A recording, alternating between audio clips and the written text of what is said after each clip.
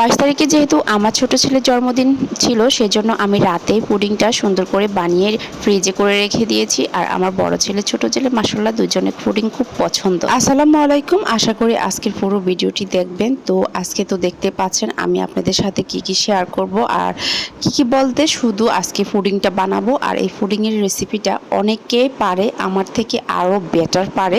আমি দেখেছি আমার থেকে ভালো পুডিং আপনারা বানাতে পারেন। তো যারা বানাতে পারেন তাদের জন্য তো কি বলবো। আর যারা একদম পারেন না, নতুন অনেকেই আমি দেখি যে আছেন পুডিং একদম বানাতে পারে না, পুডিং বানাতে গেলে পুডিংটা নরম হয়ে যায়, খুলে আসে বা ভেঙে যায়। তারা এই পুরো রেসিপিটা দেখবেন, আশা করি এই রেসিপিটা দেখলে অবশ্যই বানাতে পারবেন। কারণ আমি চেষ্টা করি আমার রেসিপিতে সহজ কিছু আপনাদের সামনে তুলে ধরার জন্য। যাই হোক, যারা পারেন তাদের জন্য তো এটা দেখতে হবে না, আর যারা একদম পারেন না তারা দেখে নেবেন। তো যাই হোক, আর অনেকে বলে যে আপু ভয়েস ওভার করেন কিভাবে আপনি। আর ভয়েস ওভারে আমি বলবো যে ভয়েস ওভার করতে করতে কিন্তু ভয়েসটা হয়ে যায়। আপনি যখন আপনার ভিডিওতে ভয়েস দিবেন, আপনি যখন একদম নিরিবিলি থাকবেন তখন কিন্তু আপনি ভয়েস ওভারটা করবেন। ওইখানে কোনো ধরনের শব্দ, কোনো ধরনের সাউন্ড থাকা যাবে না।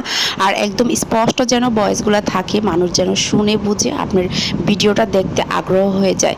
তো যাই হোক, যেটা বলবো, আপনি অনেকে আমাকে বলে মেসেঞ্জারে মেসেজ করে যে আপু কী ধরনের আমি ভয়েস ওভার করব।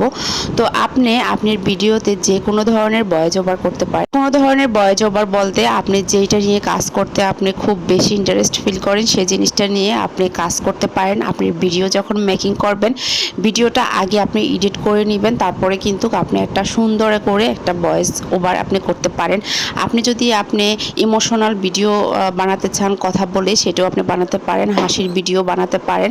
তো যে কোনো ভয়েস আপনি সুন্দর করে ক্লিয়ারভাবে আপনাকে অবশ্যই ভিডিওতে দিতে হবে। আপনি রান্নাবান্না করতেছেন, রান্নাবান্নার পাশাপাশি কিন্তু রান্নাবান্নার ভিডিওতে কিন্তু আপনি যে কোনো ধরনের ভয়েস দিতে পারেন। যে কোনো ধরনের আপনি যে রান্নাবান্না করতেছেন সেই রান্না নিয়ে শুধু কথা বলবেন তা না, অন্য কোনো ধরনেরও ভয়েস দিতে পারেন। তো যাই হোক, দেখতে দেখতে আমার পুডিংটা প্রায় হয়ে গেছে। আমি এখানে 4টা ডিম দিয়ে তারপরে দুধটা ভালো করে জাল করে নিয়েছি। তারপরে আমি এখানে দুধটা দিয়ে দিয়েছি। যখন দুধটা ঘন হয়ে গেছে, তারপরে কিন্তু আমি দুধটা যখন ঘন হওয়ার পরে হালকা ঠান্ডা হয়ে গেছে, তখন কিন্তু আমি এখানে ডিমের ভিতরে দিয়ে নাড়াচাড়া করে সামান্য পরিমাণে মিষ্টি দিয়েছি। কারণ আমার ক্যারামেলে অনেক পরিমাণে চিনি দিয়ে ক্যারামেলটা বানিয়েছি, যার কারণে আমরা মিষ্টি বেশি খাই না, অল্প দিয়েছি। আপনারা যদি বেশি খেয়ে থাকেন তাহলে বেশি পরিমাণ দিতে পারেন। তো এই তো খুব সহজে দেখে নিয়েছেন কিভাবে রেসিপিটাতে কিভাবে সহজভাবে পুডিং বানিয়েছি। আর আমার এই ভিডিওটা, পুরো ভিডিওটা যদি আপনাদের কাছে ভালো লেগে থাকে অবশ্যই আপনারা যে কমেন্ট করে জানাবেন। আর আমার আজকের এই পুডিংটা কেমন হয়েছে অবশ্যই কিন্তু কমেন্ট বক্সে কমেন্ট করে জানাবেন। সবাই ভালো থাকবেন, আল্লাহ হাফেজ।